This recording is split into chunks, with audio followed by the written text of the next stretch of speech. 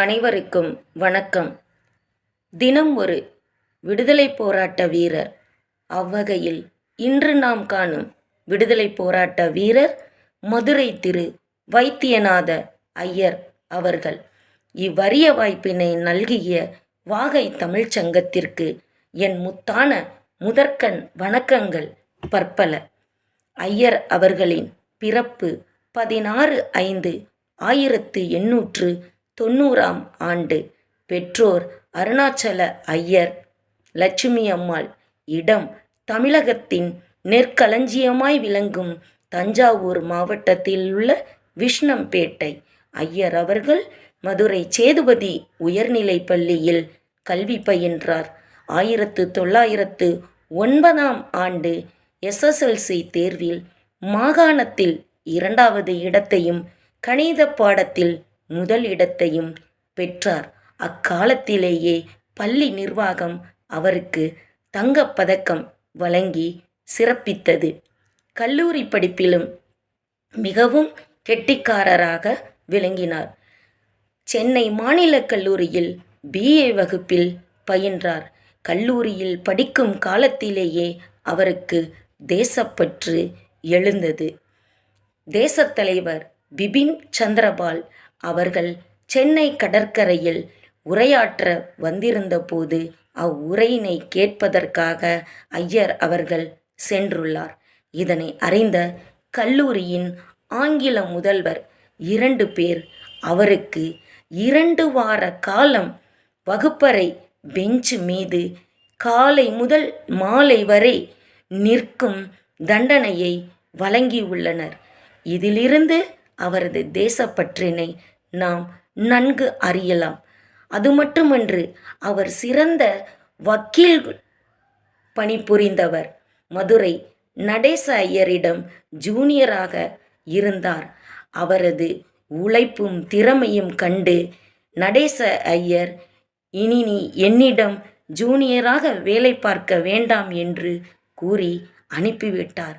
அவரது வாத திறமைகளையும் அதிலுள்ள சட்ட கூறுகளையும் கண்டு நீதிபதி அவர்கள் மிகவும் வியந்து போய் அவரை மனதார பாராட்டிய நிகழ்வுகளும் உண்டு. மதுரை மண்ணிற்கும் மகாத்மா காந்தி அவர்களுக்கும் இந்திய விடுதலை போராட்டத்திற்கும் மிக நெருங்கிய தொடர்பு உண்டல்லவா?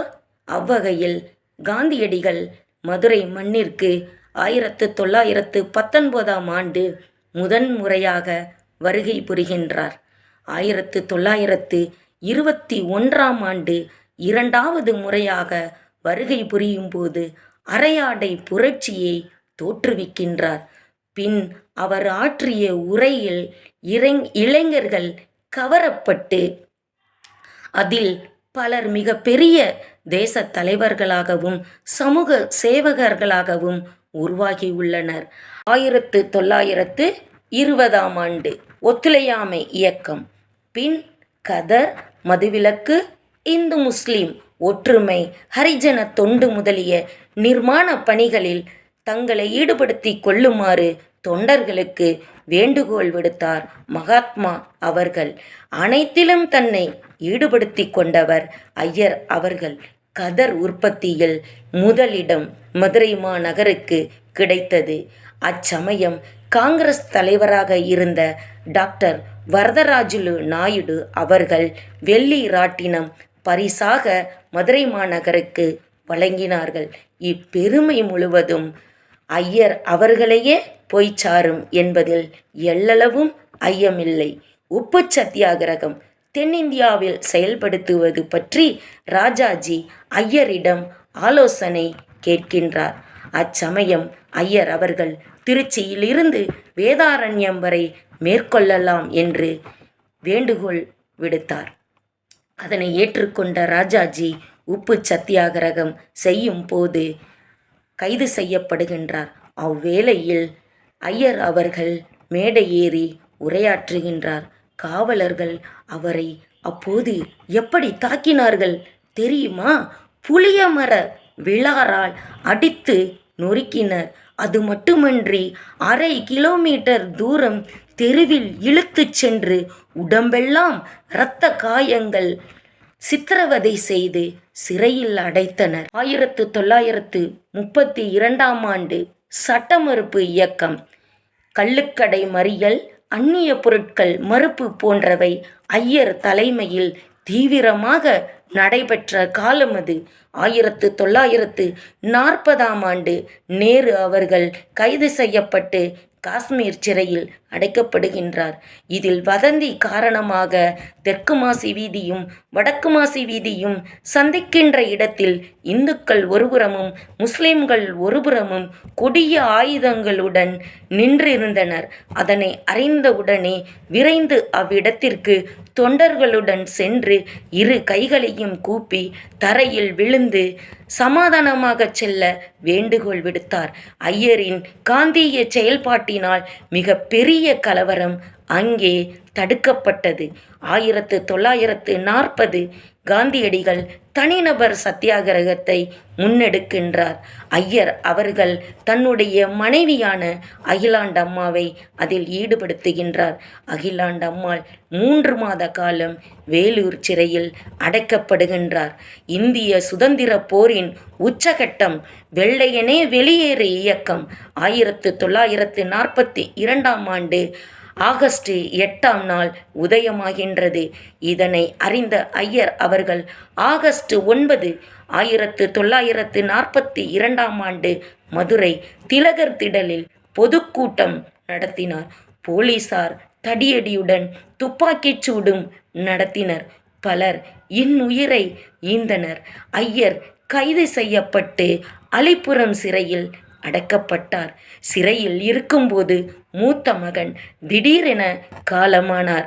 அச்செய்தி அவருக்கு 2 வாரம் கழித்தே தெரிய வருகின்றது. 2 வாரம் கழித்து வந்து தன்னுடைய மகனுக்கு செய்ய வேண்டிய இறுதிச் சடங்குகளை எல்லாம் செய்கின்றார் நம்முடைய ஐயர் அவர்கள். அச்சமயத்தில் அவரது மகளது திருமணமும் நடந்தேறுகிறது.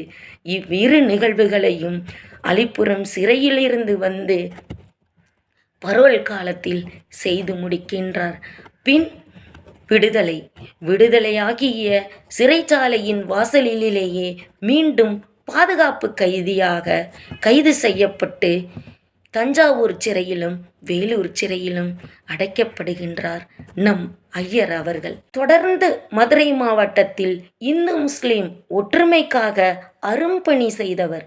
காந்தியடிகளின் எண்ணம் போலவே ஐயர் அவர்களும் அகண்ட பாரதம் பிரிந்துவிடக்கூடாது, அதாவது இந்தியா பாகிஸ்தான் என்று 2ஆக பிளவுபடக்கூடாது என்பதில் கண்ணும் கருத்துமாக இருந்தபோதும் காலச்சூழல் பாரதத்தை 2ஆக பிரித்தது. 1947ஆம் ஆண்டு ஆகஸ்ட் 15 அனைவரும் மகிழ்ந்து போற்றக்கூடிய சுதந்திரம். எனினும் காந்தியடிகளுக்கும் வைத்தியநாத ஐயருக்கும் பிற காந்திய செயல்பாட்டாளர்களுக்கும் மகிழ்ச்சி ஒருபுறம் இருந்தாலும் மறுபுறம் நாடு 2ஆனதின் வருத்தம் இலையோடியது என்பது மட்டுமே நிதர்சனமாக அமைந்தது. ஐயர் சுதந்திர போராட்டம் மட்டுமின்றி சமுதாய ஒற்றுமை, ஹரிஜனங்களின் உரிமைக்காக அரும் தொண்டாற்றியவர். அதற்கு சான்று ஆலய பிரவேசம். 1932ஆம் ஆண்டு காந்தியடிகள் அம்பேத்கர் அவர்களுடன் பூனா ஒப்பந்தம் நடைபெறுகின்றது. அவ்வேளையில் திருவாங்கூர் சமஸ்தான மகாராஜா தமது சமஸ்தானத்திலிருந்து தீண்டாமையை ஒழிக்க விரும்பினார். 1935ஆம் ஆண்டு நவம்பர் 12ஆம் நாள் அனைத்து இந்து கோவில்களும் ஹரிஜனங்களுக்காக திறந்துவிடப்படுகின்றன என ஆணையிட்டார். அங்கு தீண்டாமை முற்றிலுமாக ஒழிக்கப்பட்டது. இச்செய்தி ஐயருக்கு தேன் சுவையாய் இனித்தது, புதிய உத்வேகத்தை கொடுத்தது. தமிழகத்திலும் இதனை செயல்படுத்த எழுச்சியுடன் புறப்பட்டார். தொடர்ந்து ஆலய பிரவேச மாநாடுகளையும் கூட்டங்களையும் நடத்தினார். ஜூன் மாதம் முழுவதும் கூட்டங்கள் நடைபெறுகின்றன. இந்நிலையில் 1939ஆம் ஆண்டு ஜூலை 8 சிறப்புமிக்க பொன்னாள், அதாவது ஆலய பிரவேசம் நடைபெற்ற நாள். ஐயர் அவர்கள் 6 ஹரிஜன மக்களை மீனாட்சி அம்மன் கோவிலுக்கு அழைத்துச் சென்று சிறப்பு வழிபாடு செய்தார். அவ்வேளையில் வைதிகர்கள் மதுரை மீனாட்சி அம்மன் கோவிலை விட்டு வெளியேறிவிட்டால் கருவறையில் அவர் இல்லை, மதுரையில் இருக்கும் நடேசன் ஐயர் வீட்டில் அவர் இப்போது இருக்கிறார் என்று கூறி நடேசையர் வீட்டில் பூஜைகள் நடைபெற்றன. அது மட்டுமின்றி ஐயர் அவர்களை தங்களுடைய சமுதாயத்தில் இருந்தே விலக்கி வைக்கின்றோம் என்று கூறினர். இதற்கெல்லாம் சற்றும் அஞ்சவில்லை. ஏனென்றால் அஞ்சா நெஞ்சரல்லவா நம் ஐயர் அவர்கள். தீண்டாமை ஒழிப்பு பணியில் ஐயர் ஆற்றிய ஆலய பிரவேசம் என்றும் நன்றியுடன் எண்ணி பார்க்க கூடியதும் போற்றுதலுக்கும் உரியதுமாகும். 1946 சட்டமன்ற தேர்தல் நடைபெறுகிறது. மதுரை மேலூர் தொகுதியில் போட்டியிட்டு வெற்றி பெறுகிறார். பதவியை விரும்பாத இவர் கட்சி அளிக்க வந்த அமைச்சர் பதவியை வேண்டாம் என்று கூறி மறுக்கின்றார். இவரது சட்டமன்ற உரைகள் அனைவராலும் கவனமாக கேட்கப்பட்டன. தமிழ்நாடு ஹரிஜன சேவா சங்கத்தின் தலைவராகவும் சீரிய பணியாற்றிய இவர் சட்டமன்றத்தின் ஹரிஜன நல கமிட்டியின் அறிக்கை மீது ஆற்றிய உரை அனைவரது கவனத்தையும் ஈர்த்தது. இவரின் சட்டமன்ற உரைகள் அனைத்தும் முனைவர் PS சந்திரபிரபு அவர்களால் தொகுக்கப்பட்டு voice of a great soul என்ற புத்தகமாக மதுரை காந்தி மெமோரியல் மியூசியத்தில் வெளியிடப்பட்டது. விடுதிகள் வசதியில்லா அக்காலத்தில் தேசிய தலைவர்கள் அனைவரும் அவரது வீட்டிலேயே தங்கிச் சென்றுள்ளனர். அது மட்டுமின்றி மதுரை வைகையாற்றில் வெள்ளம் வரும்போதும் தைக்காலில் தீப்பிடிக்கும் போதும் தொண்டர்களோடு ஓடிச் சென்று மக்களுக்கு தோளோடு தோள் கொடுத்தவர் நம் ஐயர் அவர்கள். 1946 திராவிடர் கழக மாநாடு மதுரை வடகரையில் நடைபெற்றது. அப்போது திராவிடர் கழகத்தினர் மதுரை மீனாட்சி அம்மன் கோவிலுக்கு சென்று அங்குள்ள சிலைகளை பற்றி கிண்டலும் கேலியும் செய்தனர். இதனை அறிந்த மதுரை மக்கள் வெகுண்டெழுந்து அவர்களை அடித்து துரத்தியதோடு மட்டுமல்லாமல் மாநாட்டு பந்தலுக்கு தீ வைத்தும் கொளுத்தினர். அந்த இடத்தில் ஈவேரா பெரியார் அவர்கள் இருந்ததை அறிந்த ஐயர் அவர்கள் அங்கு சென்று பெரியார் அவர்களையும் திராவிடர் கழகத்தினரையும் பத்திரமாக அனுப்பி வைத்த பெருமை ஐயர் அவர்களை மட்டுமே சேரும் என்பதில் எவ்வொரு வியப்பும் இல்லை.